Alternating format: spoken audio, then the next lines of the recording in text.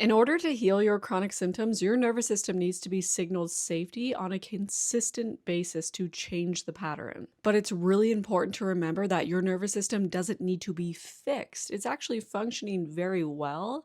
It's just in overprotection mode. It needs to know that you're not actually living in threat 24/7. The wild thing is that most of the stuff that people try to heal actually keeps the system on high alert. So before I dive into the ways that you can signal safety to your body and brain so that your chronic symptoms can fade away, you need to know that what actually matters way more than the tools that you use themselves is the intention behind that use. If you use any nervous system tools with an intention or a thought of, okay, I need to do this to fix this, I need to get rid of this feeling or sensation, I need to fix this now, your nervous system hears that as, yes, we are in fact not safe. So now you're sipping lavender tea and you're fully consumed in a stress response, which is like trying to meditate while mentally writing your will in the back of your mind. And then you hear a lot of people say, well, I tried that. I did this protocol. I tried this calming practice and it didn't work for me. I still feel anxious. Your body is not going to believe the message, girl, if you're doing it from a place of, Holy shit!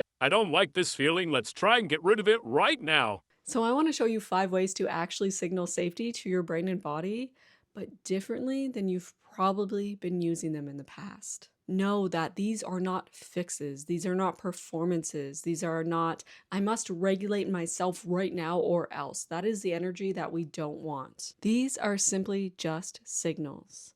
And if you do them and then you feel better afterwards, that's awesome. If you do them and you feel the same, that's okay too. If you can't get to a point of accepting any of those outcomes, then don't try them. All right, so let's dive in. The first one is ridiculously simple, and you've probably heard it 1,000 times before, and that is taking a longer exhale than inhale. This one gets kind of abused in wellness culture, but your body actually responds really clearly to exhale length. So instead of forcing the deep breathing, forcing this to happen, just take an inhale through your nose and then exhale through your mouth a little longer than what your inhale was, and that's it. Don't put the pressure on yourself for it to be perfect or dramatic.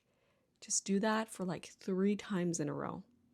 Not to fix or change anything, but just to show your body, okay, I'm here, we're feeling this, and we're safe. Take moments throughout your day to do this, just randomly. You don't need to do it when a symptom shows up. You don't need to do it when you're feeling perfectly fine. Put a timer on your phone for like 3 times in the day where you're just going to take a deep breath and exhale a little longer without any expectations. Number 2 is orienting. Now, this is a cool practice that might be a bit challenging for some of us at first. Orienting really means dropping into the present moment and looking around the room and noticing your environment in detail. This allows your brain to register that I am here, nothing is chasing me, I'm not in a 2020 documentary about serial killers. People underestimate this because it feels too simple, but the nervous system needs simple. It needs simple on a consistent basis. And yeah, I know that it sounds almost insulting that just looking around a room can help anxiety, but also your brain is the same system who panics over sensation in your head and convinces you that you have a brain tumor. So let's not judge it too hard. Try orienting once or twice a day, not to change anything, but just to show your brain and body that you are safe in this moment, even when it feels uncomfortable. Number 3 is physical contact with your body. This means like hands on your chest, feet on the floor, a weighted blanket or stuffed animal, leaning back into something solid, noticing the weight of your body against the surface that it's sitting on. Your nervous system actually loves body pressure because it translates to I am held, I am safe, I'm contained, I am not falling apart, I'm not floating into the void of overthinking. Don't act like that's not a place that you haven't visited at 3 a.m. while mentally diagnosing yourself with 14 conditions. One of my favorite practices is called the containment hug. It's where you take your right hand, you put it under your left armpit, you take your other arm, throw it around your shoulder. I have a microphone in my hand, so it's kind of hard to do right now, but it's basically giving yourself a big hug and maybe rocking side to side for a couple minutes if that feels good. And again, not expecting it to change anything. These things over time add up and eventually actually do change the pattern, We just don't want to go at it with a sense of pressure that this has to immediately fix anything. Number 4 is internal language, and this one is sneaky.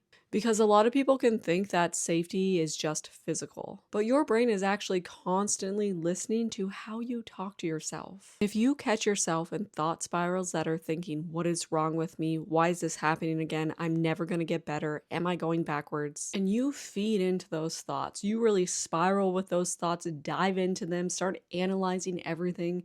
Your nervous system hears that as alarm bells. So instead, try something like when you get those thoughts, telling yourself, okay, this is just a flare, or this is just a wave, or a dip, or whatever you want to call your symptoms. And this can be here right now. I don't want it to be here, but it can be here. I'm just going to let it be here. And no, you don't have to believe it perfectly. Your brain still didn't believe half the things that it panics about, but it still commits to them fully. Number 5 is movement. And I don't mean movement like doing a death workout where you push yourself beyond your limits and you feel like you're going to pass out.